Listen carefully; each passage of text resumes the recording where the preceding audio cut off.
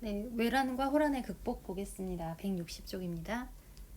보시면 일단 전쟁 발생하는 이제 과정 이전에 배경이나 이런 걸 좀 봐야 되겠죠. 보시면 중국에서 명이 건국된 이후에 바다를 통한 무역을 금지했다라고 돼 있어요. 이거는 해금이라고 합니다. 해금. 이제 바다 해자 써서 바다 나가는 거 금지하는 거죠. 이유는 이 당시에 이제 북로남해라고 해서 북쪽에서는 몽골의 남은 세력들, 그리고 남쪽에서는 해적질하는 왜구들, 그러니까 일본 애들, 이런 것들 때문에 관리가 힘들어요. 바다에 대한 관리가 어려워지니까 바다를 그냥 비워버리게 됩니다. 그래서 바다를 향한, 바다를 통한 무역이 안 됐다, 이렇게 생각하시면 돼요. 여기서 보니까 대중국 무역이 크게 위축되었다. 그러니까 일본 입장에서는 중국이라는 거대한 시장, 거대한 이제 거래처가 끊기게 되면서 일본 입장에서는 중국과의 관계에 있어서 조선이 굉장히 필요해지는 시점이 왔다라고 보시면 되겠죠. 그래서 일본이 조선의 무역의 확대를 요구하면서 소란을 자주 일으킨다. 조선 정부는 통제를 하고 이제 갈등은 계속 커지는데, 이 당시에 일본 내에서도 일본을 벗어나서 바다에서 해적질을 하는 사람들을 일본 중앙정부가 해결을 못합니다. 이유는 일본 내에서 중앙정부가 제대로 역할을 할 만큼 통일이 되어 있지 않기 때문에. 근데 이걸 통일하고 권력을 장악한 사람이 등장하는데, 그 유명한 도요토미 히데요시입니다. 도요토미 히데요시 너무 유명하죠. 임진왜란을 일으킨 주범입니다. 여러분, 임진왜란 연도는 아셔야 돼요. 1592년 1592. 이거 어떻게 외운다 했죠? 임진왜란. 임진왜란이라는 것은 임진년에 발생한 외놈들의 난리, 이런 뜻이잖아요. 임진년이 1592년이죠. 전쟁 나게 생겼는데 159 있을 때입니까? 그죠? 외울 수 있겠죠? 159 있을 때가 아니라 했죠. 1592년입니다. 외우세요. 16세기 후반. 근데 이제 상당히 조선은 오랫동안 전쟁이 그동안 없었어요. 전쟁 없이 평화를 누리던 조선은 군역 제도가 문란하다. 문란하다는 건 좋은 뜻이 아니죠. 군역이라는 건 남자들 군대 가서 이제 일하는 거. 군대의 역할이 굉장히 이제 흐지부지 엉망이 되어 있는 상태여서 국방력이 약해져 있는데 전쟁을 하니까 이제 문제죠. 근데 그에 비해서 일본의 경우에는 오랜 혼란기 때문에 전쟁을 아주 많이 한 상태였어요. 결국에는 조선군은 막아내지 못하게 되죠. 그리고 이 당시에 왕이었던 누구? 그죠? 선조.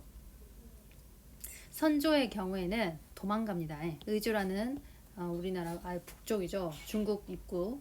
거기까지 도망을 가서 명나라의 원군 도움을 요청합니다. 군사를 원한다. 군사 보내달라고 얘기하죠. 이 당시에 일본의 유명한 무기는 뭐였어요? 조총.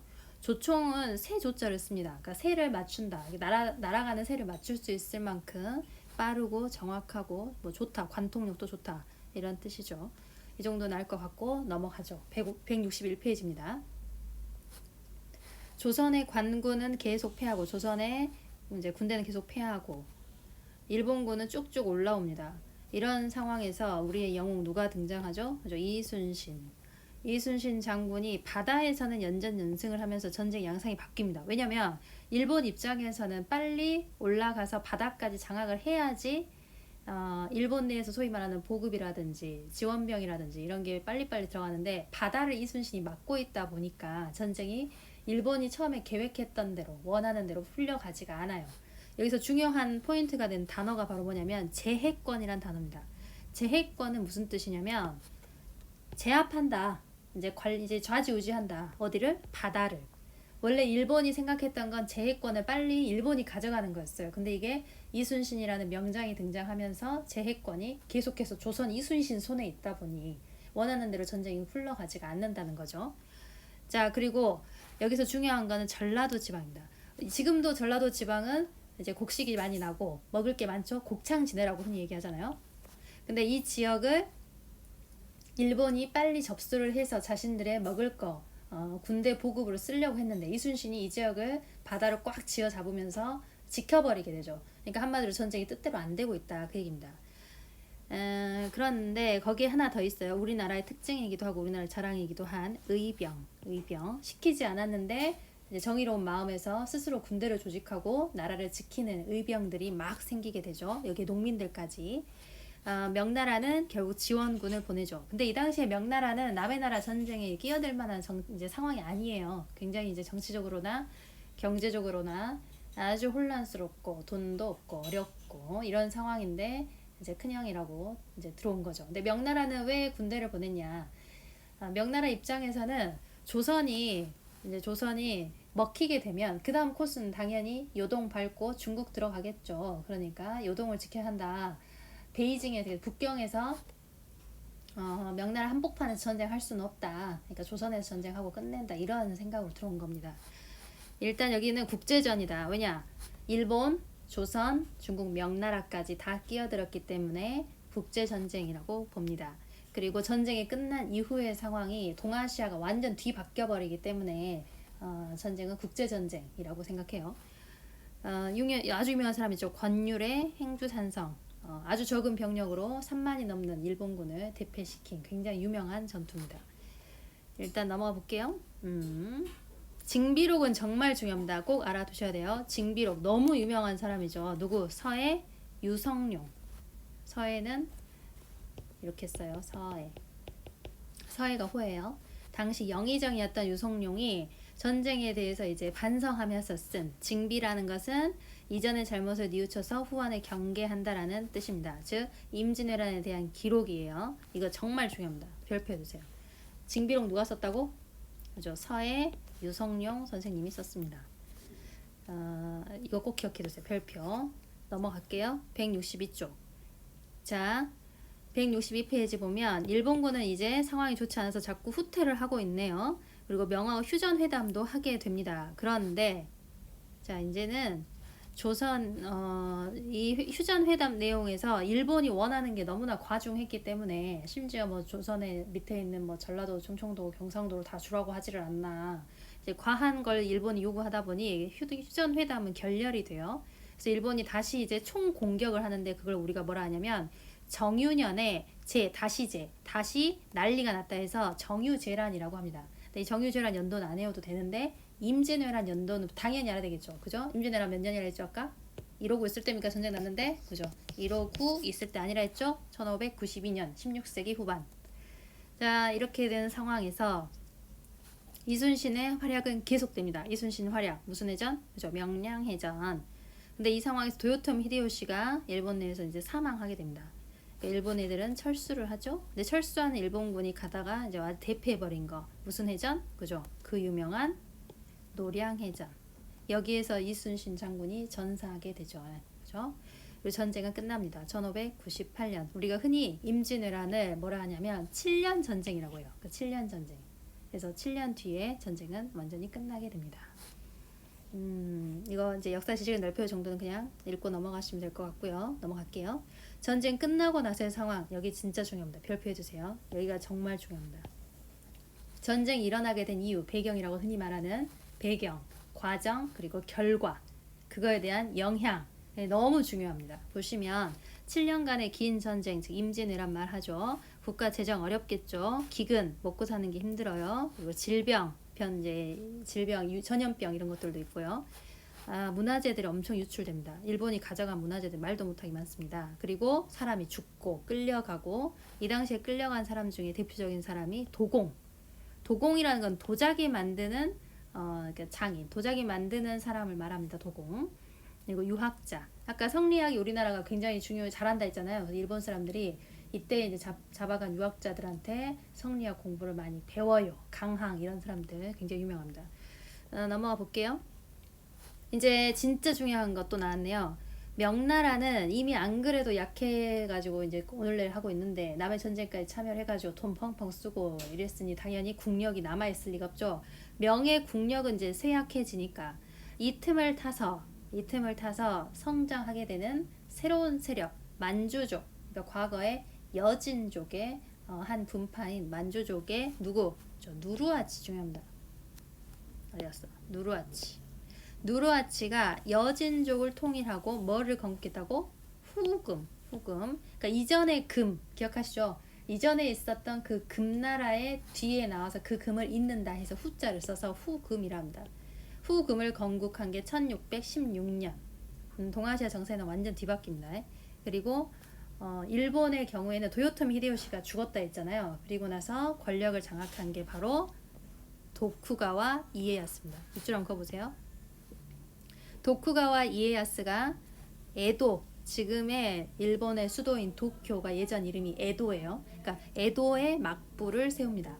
막부라는 거는 쉽게 말하면 천막 이런 거거든요. 근데 전쟁을 나가면 천막을 칠 거 아니에요. 근데 이제 장군이 지휘하는 천막, 그 천막을 막부라고 했어요. 근데 대부분 중요한 결정이나 이런 게 다 막부 내에 그 안에서 결정이 됐을 거 아니에요. 그래서 우리가 쉽게 말하면 정치, 권력의 상징으로 그냥 막부라는 표현을 씁니다. 그래서 에도 막부, 도쿠가와 이에야스로 바뀝니다. 그러니까 지금 엄청 큰 변화가 생겼네요. 일단 명나라는 완전 아웃이죠. 명나라 떨어지고 여진족의 후금은 성장하고 조선은 너무 힘들어 미칠 지경이죠. 그리고 일본의 경우에는 새로운 막부가 성장을 하게 되죠. 그죠? 여기 귀 무덤도 한번 봐보세요. 자, 통신사 한번 볼까요? 통신사. 통신사는 한자 말 그대로 신뢰가 통한다, 믿는다 뭐 이런 뜻이죠. 네, 전쟁 끝나고 나서 일본하고 다시 그 교류를 하는 건 당연히 쉽지 않은 결정이에요. 그런데 일본에서 새로운 정권이 생겼죠. 도요토미 히데요시는 사라지고 도쿠가와 이에야스가 이제 등장하잖아요. 근데 도쿠가와 이에야스의 경우에는 이 사람은 임진왜란 전쟁에 참여하지 않았습니다. 이런저런 핑계로 참여하지 않았다. 이제 그러면서 이제 조선 정부 얘기를 하는 거죠. 나는 그 전쟁 참여 안 했다. 이렇게 나오는 거죠. 자, 보세요. 전쟁이 끝난 이후에 일본의 에도 막부는 조선의 국교 재개를 요청합니다. 국교를 다시 맺자. 조선의 경우에는 다시 전쟁을 하지 않기 위해서 외란과 같은 전쟁을 막기 위해서 국교를 재개하고 통신사를 파견하고 교류를 했다. 그리고 이 당시에 이제 국제적인 정세 내에서도 여진족이 새로 이제 뜨고 있잖아요. 명나라를 믿었던, 항상 믿었던 큰형이었던 명나라는 지고 여진이라는 애들은 자꾸 성장하는 이 판국에 계속해서 일본까지 적으로 두면 국제적으로 쉽게 말하면 고립되는 수가 있어요. 그래서 지금 이 당시에 조선이 일본하고 다시 국교를 재개하는 거는 상당히 국제 정세를 읽고 있는 처사라고 이제 판단할 수도 있습니다. 일단 넘어볼게요. 근데 통신사 일행이 지나갈 때 일본의 입장에서 굉장히 반겨요. 여기 보면 극진한 환대를 받았다고 했잖아요. 이유는 조선을 통해서 들어오는 문물이라든지 이런 거에 대해서 굉장히 아직도 큰 값어치가 있었기 때문이죠. 읽어보시면 되겠습니다. 여기 보면 조선의 우수한 문화를 일본에 전한 역할을 했기 때문이다. 그리고 이 통신사는 대부분 일본이 요청을 해서 이제 가게 되는 공식 외교 사찰이기도 합니다. 넘어갈게요. 162페이지인가요? 아니구나. 164페이지인가요? 그죠? 자, 임진왜란 때 이제 아주 고생을 많이 했겠죠. 선조는 이제 사망을 합니다. 근데 이제 선조가 임진왜란 일어났을 당시에 이제 나라가 어떻게 될지 모르잖아요. 그러다 보니까 세자를 급하게 세워요. 그러니까 세자를 그때 처음에는 광해를 세울 생각은 아니었지만 이제 제대로 믿을 만한 아들이 그 당시에 광해밖에 없었기 때문에 일단 광해군을 세자로 삼는데 광해군 굉장히 이제 큰 역할을 합니다. 전쟁을 이끌어가는 과정에 있어서 결국에는 광해군이 이제 왕이 자리에 오르겠죠. 그리고 전쟁 끝나고 나서는 다시 꼭 해야 하는 일이 있어요. 그게 바로 토지 대장하고 호적 대장을 다시 작성하는 일입니다. 왜? 세금을 제대로 걷어야 되겠죠. 그래서 이전에 다 불에 타서 소실돼버린 토지 대장, 호적 대장 이런 걸 다시 만들어서 제대로 세금도 걷고 군대도 다시 부르고 해야 될 거 아닙니까? 그래서 국가 재정 수익을 늘리고, 그러니까 한마디로 광해군이 지금 잘하고 있는 거예요. 성곽과 무기도 수리하고 고생 많네요. 국방에도 힘을 기울이고. 근데 이 당시에 새롭게 등장한 거 뭐라 했어요? 후금. 무슨 족? 그죠? 여진족. 그죠? 여진족이 자기들이 명나라를, 그 당시에 명이 망하기 전이에요. 망하기 직전이죠. 이제 곧 망하겠죠. 이런 상황에서 명을 칠 테니까 후금을 위해서 조선에 군대를 보내주라. 즉 후금하고 조선하고 손을 잡고 명을 칩시다라고 얘기합니다. 근데 이제 광해군 입장에서는 이걸 거절했다가는 후금이 어떻게 하겠어요? 그죠? 바로 쳐들어오겠죠. 그래서 전쟁 끝난 지 얼마 안 됐는데 또 전쟁할 수 없으니까 일단 군대를 보내기는 보냅니다. 광해군은 후금과의 전쟁을 피하기 위해서 명과 후금 사이에 무슨 외교를 추진했어요? 네, 중요한 포인트죠. 중립 외교. 립, 선다, 설립. 어디에 선다? 가운데에 선다. 가운데에서 상황을 보는 거죠. 전쟁도 피해야 하기 때문에. 그래서 이 당시에 이제 광해군이 장군한테, 강홍립이라는 장군한테 얘기를 하죠. 가서 상태를 봐서 빨리 항복을 하든지 예, 우리의 상황을 설명을 해라. 전쟁을 피해야 하기 때문에. 예, 결국에는 이제 광해군의 생각이 맞았죠. 전쟁은 피했고, 보시면 후군과의 전쟁을 피했는데, 문제는 조선 내부에서 이거에 대해서 반발이 거세게 일어나 버리죠. 보시면 명과의 의리를 중시한 서인 세력은 당시 크게 반발합니다. 왜냐, 임진왜란때 도와줬잖아요. 그런 거에 대한 이제 명분이 충분히 있었던 거죠. 명나라가 우리 어려울 때 도와줬는데, 명이 어려운데 지금 이걸 나몰라라 하면 되겠어? 라고 하면서 이제 서인 세력이 광해군한테 이제 대들게 되는 거죠. 근데 이제 아까 잠깐 나왔습니다만 그 이전에 붕당할 때 잠깐 나왔어요. 근데 붕당에서 북인 세력하고 광해군하고 손을 잡았다 했었잖아요. 그죠?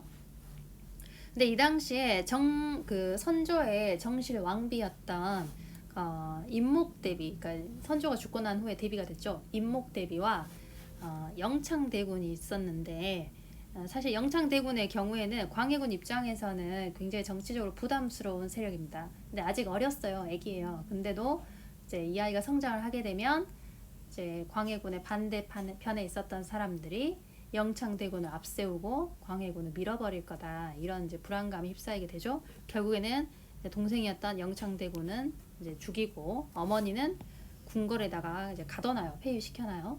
그러니까 한마디로 이걸 어려운 말로 폐모살제라고 하는데, 어머니를 폐하고 살제, 아우를 살해했다. 그러니까 엄청 큰일이죠. 조선이라는 성리학의 국가에서 완전 무슨 난리가 난 거죠. 효도가 기본인데, 결국에는 이거는 구실이 되어서 서인 세력이 광해군을 그리고 북인을 쫓아내게 됩니다. 보면 여기 써있죠. 광해군의 외교 정책을 반대했던 서인 세력이 중심이 돼서 광해군과 북인을 내쫓고, 그죠? 얘네 둘이 세트예요. 광해군하고 북인하고. 광해군과 북인을 내쫓고 인조라는 사람을 새로 왕으로 세웠어요. 이전에 연산군을 몰아냈던 그 중종의 경우에는, 중종은 사실 반정에 큰 역할을 한 게 전혀 없습니다. 자기가 왕이 될지도 심지어 몰랐던 사람인데, 인조의 경우에는 달라요. 인조가 되게 직접 자신이 막 나서가지고 광해군을 몰아내고 왕이 된 게 바로 그 유명한 인조 반정입니다. 인조 반정. 연산군은 쫓겨나고 이제 얼마 가지 않아서 죽었어요. 근데 광해군은 되게 오래 살았습니다. 그래서 광해군이 그 당시에 폐위돼서 이제 이제 쫓겨나서 이제 기거했던 곳이 제주도입니다. 그래서 제주도 가시면 광해군 관련된 유적이 있어요. 일단 가볼게요. 여기 중요한 거예요. 별표. 광해군의 중립외교, 요즘 굉장히 좋은 평을 받고 있거든요. 그래서 굉장히 중요합니다. 강홍립은 우리의 장군이에요. 그러니까 조선의 광해군이 보낸 장군이 강홍립이에요. 강홍립이 이제 후금한테 가서 이제 항복을 했어요. 근데 왜 항복했냐라고 얘기했을 때, 현실을 봐라. 명예 요구 뭐 어쩌고저쩌고 이야기 있죠. 이 사이에서 신중하게 대처해야 된다. 광해군이 영창대군도 죽이고 대비도 폐위시키고 막 이러면서 문제가 되고 있다. 뭐 이런 거죠. 광해군이 이런 외교 정책을 할 수밖에 없었던 이유는 뭐라 했죠? 누구는 강해져요? 그죠? 그러니까 후금은 강성해지고, 명은 어떻게 됐죠? 명은 그죠, 쇠약해지고. 한마디로 이제 분위기 봐야 되겠죠. 이런 상황에서 전쟁을 피하기 위해서였죠. 전쟁을 피하고.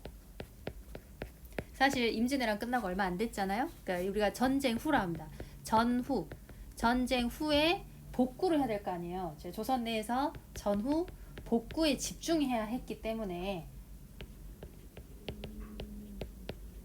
집중하고 일반 사람들의 생활, 민생을 안정시키기 위해서였죠.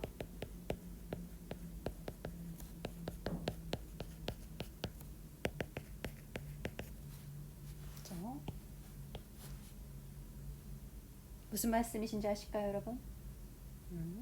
명에 대한 건 사실, 그러니까 쉽게 말하면 의리잖아요, 의리. 근데 현실적으로는 큰 도움이 되지 않고, 후금은 현실적으로 굉장히 세고, 그리고 더 큰 현실은 임진왜란 끝난 지 얼마 안 돼서 당장 우리가 다 죽게 생겼고, 그러니까 이런 상황에서 또 전쟁을 하면 이제 나라가 없어졌겠죠. 제 생각엔 그래요. 그래서 이 광해군의 중립외교 굉장히 이 당시에 큰 역할을 했어요. 그래서 그때 당시에는 욕을 굉장히 먹었겠지만 후대에 와서 좋은 평을 받는 대표적인 사례가 광해군의 중립외교입니다. 그러니까 여기 중요해요, 여러분. 별표 해주세요.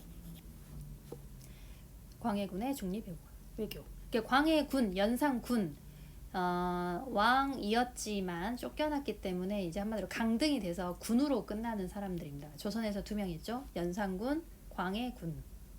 자, 넘어갈게요. 어디 갔어? 하나 더. 여기죠. 165페이지입니다. 보시면 인조하고 서인 세력, 즉 광해군 몰아내고 인조가 왕이 됐잖아요. 인조하고 서인은 당연히 명나라 편에 섰겠죠. 자기들이 이제 광해군 몰아낸 이유가 명나라에 대한 의리가 없다를 욕하면서 자기가 왕이 됐으니까. 그리고 후금한테는 이제 반대편에 섭니다. 배척합니다. 그러니까 결국에는 이제 이 사단이 납니다. 근데 이 당시에 조선에서 무슨 일이 발생하냐면 이괄의 난이라는 난이 발생해요. 여기 이괄은 사람 이름이에요. 근데 이괄은 인조가 왕이 되는데 되게 열심히 참여를 했거든요. 근데 자기가 1등이 아니라 2등이 됐습니다. 2등 공신. 신이 이제 공이 많은 신하에서 2등 공신이 돼서 기분이 매우 상했어요. 그래서 이 당시 이괄의 난을 일으키고 난리를 쳐요.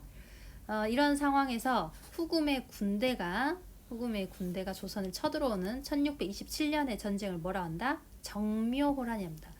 1627년이 정묘년이에요. 정묘년에 오랑캐 호자습니다. 오랑캐들이 난리를 일으켰다 해서 정묘호란. 임진년에 외놈들이 난리를 쳤다. 그거는 임진왜란. 그죠? 그 정묘호란은 정묘년에 후금의 군대, 즉 오랑캐가 난리를 일으켰다. 그래서 정묘호란. 자, 갑니다. 여러분도 현실적으로 느낌 왔겠지만 이 전쟁을 하는 게 쉽겠어요? 굉장히 어렵겠죠.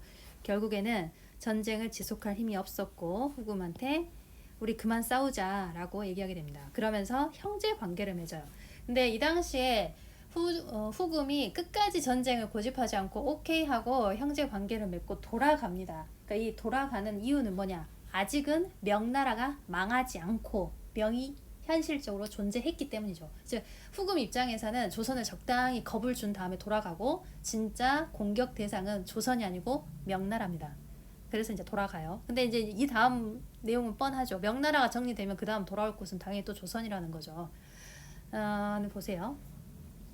화의는 사이좋게 지내자. 화의를 맺은 후 후금은 명을 압박하면서 조선의 곡물의 양을 늘리라는 등 점점 무리한 요구를 합니다. 왜냐면 후금은 이제 무서울 게 별로 없으니까. 근데 이 당시에 후금이 아예 나라 이름 국호를 바꿔요. 그게 바로 뭐냐? 그 유명한 청나라입니다. 청나라. 중국의 마지막 왕조죠. 청나라. 그러면서 조선에 뭐라고 하냐? 우리 이제는 임금하고 신하의 관계로 바꾸는 건 어때? 당연히 임금은 자기들이고 우리가 신하겠죠. 이걸 요구하니까 조선 정부에서는 이제 난리가 납니다. 이걸 받아들일 것이냐, 받아들이지 않을 것이냐. 이런 과정에서 거절합니다. 그러니까 청태종이라는 사람이 직접 쳐들어왔어요. 그게 바로 1636년에 무슨 난? 병자호란. 병자년 1636년에 오랑캐의 난리. 결국 청군의 침략으로 한성이 6일 만에 함락되고 인조는 남한산성으로 피신하죠. 이 당시 겨울이어가지고 정말 고생합니다. 남한산성에 한마디로 갇히게 돼버립니다. 강화도로 도망을 가기도 해요. 여기 보시면 강화도에 피난이라 돼 있잖아요. 근데 이거는 사실 이전에 정묘호란 때는 이게 성공을 해요. 근데 이제 병자호란 때는 왕하고 세자는 못 갑니다. 그러니까 왕실 사람들은 가는데 정작 왕은 못 가고 남한산성으로 도망가게 되는 거죠. 여기 남한산성 있죠? 자, 밑에 한번 볼게요. 여기 보시면 싸울 것인지 화해할 것인지에 대한 논의가 있어요. 여기서 보면 어려운 단어가 있어서 제가 설명을 좀 할게요, 여러분. 최명길은 사람 이름이에요. 김상헌도 사람 이름이에요. 근데 최명길의 경우에는 청하고 화의, 사이좋게 지내자, 즉 화해하자 주장합니다. 우리 그냥 화해하고 잘 지내자. 왜? 현실적으로 청나라 이길 수 없다. 그게 바로 최명길의 이야기입니다. 근데 김상헌은 뭐라고 했어요? 아직도 명나라 얘기하고 있죠. 명에 대한 의리를 내세우면서 전쟁도 불사해야 된다. 주장한다. 뭘? 전쟁을 주장하는 이론. 주전론. 이 두 사람의 차이를 아시겠어요? 결국 여러분 우리는 이 결과를 알고 있죠. 병자호란으로 결국에는 항복을 하게 되죠. 항복하고 나서 김상원을 비롯한 세력들은 다 축출이 됩니다. 쭉 넘어가겠습니다. 한 장 더 넘겨볼까요? 166쪽. 166쪽. 자, 청과의 화의. 결국에는 항복을 하게 되는 거죠. 보시면 삼전도비라는 거는 삼전도는 지역이에요. 항복을 했던 장소이고요. 여기에 이제 비를 세워두게 되죠. 결국에는 강화도도 함락되고 세자는 포로로 잡히고 화의를 주장하는 목소리는 결국 커져서 인조는 청과 굴욕적인 화의를 합니다. 강화도로 이제 세자와 그 왕실 일가들은 도망을 간 상태였어요. 근데 왕이었던 인조의 경우에는 남한산성에 이제 포위돼 가지고 갇혀 있었죠. 근데 이제 결국에는 강화도가 이제 넘어가죠. 그러면서 세자가 잡히게 됩니다. 너무 유명한 세자죠. 이때 당 세자 이름 뭐예요? 소현세자. 소현세자는 이후에 이제 청나라로 끌려가게 됩니다. 근데 소현세자하고 동생이었던 복림대군이 끌려가죠. 근데 이 둘은 성향이 좀 다르죠. 일단 좀 이따 얘기하고. 아직도 명은 망하진 않았어요. 그래서 명이 사실 있기는 있는 상태였지만 조선은 청하고 군신 관계를 맺고 명나라하고는 이제 빠이빠이입니다. 단절합니다. 네, 당연히 굉장히 굴욕적으로 항복을 했어요. 이제 인조가 직접 나가서 절하고 머리도 땅에 찍고 막 이렇게 이렇게 액션에 취해야 했기 때문에 이런 굴욕적인 항복, 그 이후에도 굉장히 많은 공부를 뜯기고 굉장히 이제 힘들게 살게 되죠. 그래서 이런 상황에서 정벌해야 된다. 북쪽을 정벌해야 한다는 주장이 등장하게 됩니다. 네, 이제 여러분도 잘 알다시피 소현세자의 경우에는 이 당시의 상황을 굉장히 이제 현실적으로 보고 당시 청나라하고 사이가 굉장히 좋은 사람이고 복림대군의 경우는 반대예요. 복림대군의 경우에는 청과의 관계가 좋지 않았던 사람이죠. 근데 이제 결국에는 소현세자가 돌아온 이후에 이제 갑자기 죽게 됩니다. 급사하게 되고 아들들도 이제 죽게 되고 이런 상황에서 동생이었던 복림대군이 왕이 된 게 바로 효종이죠. 효종은 이완 사람 이름이에요. 효종은 북벌을 추진합니다. 북쪽을 정벌하자. 즉 북벌을 하자는 이야기는 청에 대해서 복수를 하자라는 이야기잖아요. 근데 이제 청은 갈수록 커져. 그리고 백성들은 전쟁하려면 좋겠어요? 힘들죠. 북벌을 반대하는 목소리도 당연히 커집니다. 그런데 이런 과정에서 효종이 죽으면서 실행을 하지는 못했다는 것이죠. 그죠? 자, 밑에 한 문제 한번 풀어볼까요? 자, 관련 있는 내용 볼게요. 광해군 무슨 외교? 그죠? 중립외교. 인조 뭐? 인조는 어디 가야 돼요? 그죠? 정묘호란 뿐만 아니라 병자호란. 효종은 그죠? 복림대군이었던 효종은 북쪽을 정벌하자, 즉 청나라를 치자라고 개혁을 했던 사람이죠. 자, 시기 순서대로 해볼까요? 제일 먼저 나와야 될 게 뭘까요? 그죠? 디귿. 그 다음이 다시 전쟁이 터졌죠. 정유재란. 그 다음에 명량해전에서 이순신이 밟아버리고 마지막 해전이 노량해전으로 끝나죠. 그죠? 행주대첩의 유명한 사람 누구였어요? 권율이죠. 167 오른쪽에 보시면 권율의 행주대첩에 대한 이야기가 나와 있습니다. 자, 보시면 조선 수군 제해권 서남해의 바다를 제패하는, 바다를 제압하는 거, 이거 가지고 있었던 사람 누구예요? 당연히 이순신이죠. 이순신 모르는 사람 없죠? 자, 임진왜란으로 불국사, 경복궁 이런 건축물들이 소실됐는데 대표적인 게 저번에도 한번 나온 적 있어요. 민족문화 할 때 나왔는데 사고는 역사사, 참고 고자 쓴다 했죠. 그래서 실록이라든지 이런 기록물들을 보관했던 곳이 사고였는데 이제 이게 사고가 불타게 되죠. 여러분, 이 경복궁의 경우에는 일본 사람들이 불을 지른 게 아니고 이제 왕이 의주로 도망을 가잖아요. 선조가 도망을 가는 과정에서 이제 왕에게 실망을 했던 우리 백성이 경복궁에 불을 지르게 됩니다. 그리고 이후에 아주 오랫동안 방치가 되고 실제 그 이후에 조선의 국왕들은 창덕궁이라든지 이런 데서 기거를 하게 돼요. 근데 경복궁이 오랫동안 방치된 상태였던 것을 나중에 누가 이거를 복원하죠? 그죠? 흥선대원군 아시죠? 고종의 아버지였던 흥선대원군이 이걸 나중에 복원을 하게 됩니다. 이거는 나중에 사만야에서 나와요. 자, 임진왜란이 끝나고 조선은 일본과 국교를 재개한 후, 이 당시에 일본은 이젠 도요토미 히데요시가 아니고 누구라 했죠? 도쿠가와 이에야스, 무슨 막부? 그죠? 에도 막부였죠. 에도 막부와 국교를 재개한 후 일본에 뭘 파견했다고? 답은 그죠? 통신사. 신뢰가 통한다 그 말이죠. 자, 청나라 태종 다른 책에는 홍타이지 이렇게 나오기도 합니다. 걔네들 말로 표현으로 홍타이지라고 하는데 청태종은 조선의 군신관계를 요구했대요. 그러면 이미 정묘호란은 끝나고 병자호란 일어나는 배경이라는 소리잖아요. 그죠? 직접 군대를 이끌고 내려와서 결국에는 삼전도에서 인조의 항복을 받아간 사람이 청나라 태종입니다. 자, 이걸 무슨 호란이라고 해? 그죠? 병자호란. 제가 연도 외우란 말을 잘 안 해요. 근데 임진왜란하고 병자호란은 연도를 알았으면 좋겠습니다. 특히 임진왜란은 모르면 안 됩니다. 임진왜란 몇 년이라고? 159 있을 때라고? 아니죠? 159 있을 때가 아니다. 1592. 병자는 1636. 외우기 좀 쉬운 연도죠. 1636. 이 정도는 알아두셨으면 좋겠습니다. 그리고 우리 학습 자료 한번 정리해 볼까요? 외란과 호란의 극복. 여러분 조금만 힘내세요. 자, 임진왜란 1592 꼭 외우라 했어요. 자, 조선에게 무역 확대를 요구하는 일본의 잦은 소란.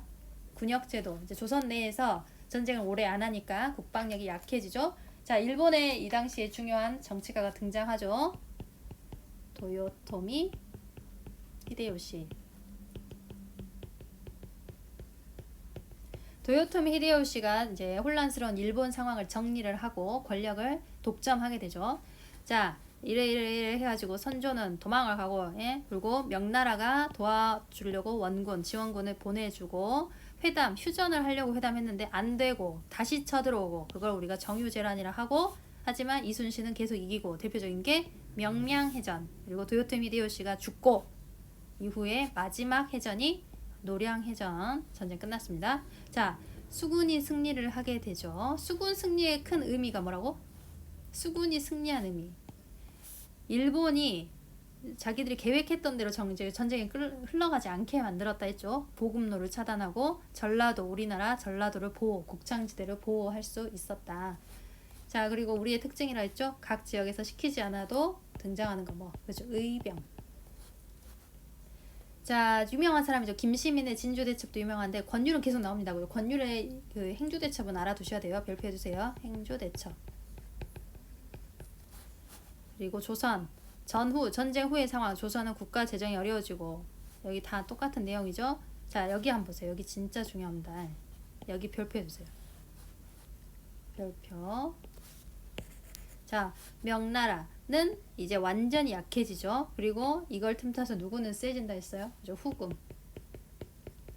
후금은 강해지고 일본의 경우에는 이제 도요토미 히데요시는 이미 사망을 했죠. 그리고 도쿠가와 이에야스라는 새로운 애가 도쿠가와 이에야스 무슨 막부? 에도 막부. 에도는 지금의 일본의 수도인 도쿄를 말합니다. 자, 이후에 이제 선조 사망 이후에 아들이었던 광해군이 왕이 되죠. 이 사람은 외교 꼭 보시라 했죠. 무슨 외교? 중립외교. 배경 별표. 명나라는 이미 이제 끝나가고 후금이 강해지고 있으니까 이런 상황에서 정세에 따라 대처해라. 실질적인 외교입니다. 후금과의 전쟁을 피한 건 상당히 큰 공이에요. 그런데 문제는 조선 내에서 반발이 일어난다. 명과의 의리를 중시한 무슨 세력이 실어라 해? 그죠? 서인. 광해군은 무슨 세력하고 손을 잡았다 했죠? 그죠? 광해군의 경우에는 북인이라 했죠. 북인. 광해군이 쫓겨나면서 북인도 이제 영원히 사라집니다. 빠이빠이. 자, 그리고 광해군이 쫓겨난 사건 1623년 무슨 사건? 그죠? 인조가 잘못된 걸 바로 잡겠다고 등장한 게 인조 반정이었죠. 인조 반정. 결국에는 인조가 정치 중심에 서면서 광해군의 중립 외교가 이제 빛을 잃게 되죠. 결국엔 전쟁이 터지고 두 차례 오랑캐호 난리 났다. 첫 번째는 무슨 난? 정묘호란. 정묘호란. 서인 정권이 이제 금나라에 대대하게 굴고 조선 내에서는 이괄의 난 일어나서 난리가 나고 이 사람 막 중국으로 도망가고 난리예요. 결국에는 후금과 결국 무슨 관계를 맺었죠? 그죠? 형제 관계. 이제 후금도 이제 끝까지 싸우지 않고 그냥 중간에 돌아가게 된 이유는 아직 명이 있기 때문이라고 해. 자, 그리고 병자호란. 1636년입니다. 이제 아예 후금이 나라 이름을 뭘로 바뀌었다고? 그죠? 청으로 바꿨다 했죠? 이제 청이라고 불러야 됩니다. 청나라는 아예 대놓고 이제 군신 관계를 요구하죠. 군신 관계를 요구하는데 조선 내에서는 그러고 싶지 않다 하고 결국에는 거절하게 되면서 청나라 태종이 직접 쳐들어오고 인조는 남한산성으로 도망가고 결국은 굴욕 쪽으로 화의를 맺고 기억하시죠? 그 장소가 어디라 했지? 삼전도에 삼존도 B도 세워져 있었죠. 그죠? 여담으로 말씀드리자면 이제 1644년 이후에 이 병자호란 지나고 나서 명나라는 공식적으로 이제 망하게 돼요. 나중에 망해요. 마지막으로 13번에 들어갈 거 볼까요? 이거는 북벌론이 되겠습니다. 북벌. 이 당시에 병자호란 이후에 끌려갔던 조선의 세자가 누구였죠? 그죠? 소현세자. 동생은 누구? 복림대군이었죠. 근데 이제 소현세자는 돌아온 이후에 급사 죽어버리고 복림대군이 왕이 됐다. 그게 누구다? 그죠? 그게 바로 효종이죠. 효종. 효종은 북쪽을 정벌해야 된다. 이렇게 했었죠. 그러면 14번에 들어갈 사람이 누구다? 그죠? 효종. 효종이 이제 이걸 추진을 했어요. 하지만 결국에는 효종이 죽고 실행되지는 못했습니다. 이 내용 어렵죠, 여러분? 그러니까 중요한 키워드들이 많이 등장했어요. 쭉 보시면 임진왜란, 그리고 임진왜란 이후의 상황, 여기 진짜 중요하고. 어디 갔어? 여기 정말 중요합니다. 여기. 네, 잘 봐두세요, 여러분. 별표. 전쟁 이후의 상황, 변화된 거. 임진왜란이 그 국제전쟁이다 하는 데 있어서 이 전후의 상황도 굉장히 중요한 거예요. 그리고 광해군은 나름 중립외교를 지키려고 했는데 쫓겨나죠. 무슨 사건으로? 인조반정으로. 그리고 나서는 당연히 후금하고의 관계가 좋지 않고 정묘호란이 발생하고, 정묘호란 때는 형제관계 맺고 돌아갔는데 이 선에서 마감이 됐는데 이제는 후금이 청으로 이름 바꾸면서 엄청 세졌다. 그렇게 쳐들어온 게 병자호란이다. 그때는 청나라 황제가 직접 왔으니까 이제 작정하고 온 거죠. 남한산성으로 인조가 도망갔는데 해결이 안 돼. 결국에는 굴욕적인 화해를 맺고 세자가 끌려가는 수모를 당하게 되죠. 소현세자는 죽고 돌아온 복림대군이 북쪽을 정벌해야 된다. 그렇죠. 북벌론으로. 근데 실행되지는 못했다. 나름 노력을 해요. 산성보수. 산성이란 건 산에 있는 성, 군대 양성 이런 거 노력을 합니다. 고생 많았어요, 여러분. 그리고 보시면 168페이지 여긴 없네. 160 여기 있구나. 여기죠. 단원 마무리. 당연히 하셔야 됩니다. 당연히 문제 다 풀어보시고 맨 뒤에 답 있는 거 아시죠? 교과서 맨 뒤에. 그리고 여기 서술형의 경우에는 교과서 몇 쪽 봐라. 이런 거 한 번씩 보면서 직접 써보세요. 직접 써보시고 맨 뒤에 답을 확인해 보시고 168페이지 꼭 공부하셔야 된다. 알았죠? 여러분 너무 고생하셨습니다.